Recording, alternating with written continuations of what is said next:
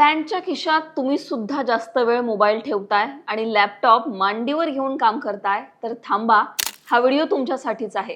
असं केल्याने पुरुषांच्या प्रजनन क्षमतेवर नकारात्मक परिणाम होतो आणि नपुंसक होण्याचा धोका असतो. हो, तुम्ही बरोबर ऐकलत. ही धक्कादायक बाब समोर आली आहे एका अभ्यासामध्ये.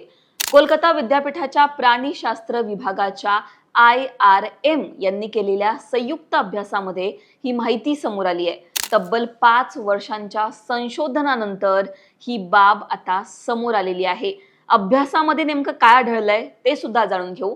इलेक्ट्रॉनिक उपकरणांच्या संपर्कामुळे व्यंधत्वाचा धोका जास्त असल्याचं या अभ्यासात आढळून आलंय.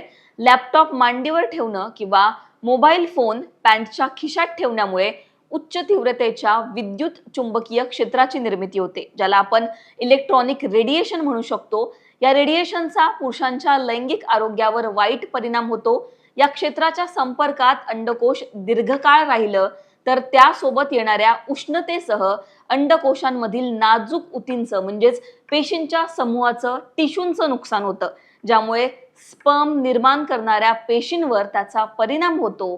तरुणांमध्ये विशेषतः ही समस्या अधिक चिंताजनक आहे, कारण ते मोबाईलचा जास्त वापर करतात, असं सुद्धा प्राध्यापक सुजय घोष यांनी सांगितलेलं आहे. आता लॅपटॉप खूप वेळ तुम्ही सुद्धा मांडीवर ठेवत असाल, पॅन्टच्या खिशामध्ये तुम्ही जर मोबाईल ठेवत असाल तर काळजी घ्या, कारण हा धोका तुमच्यापर्यंत सुद्धा पोहोचू शकतो.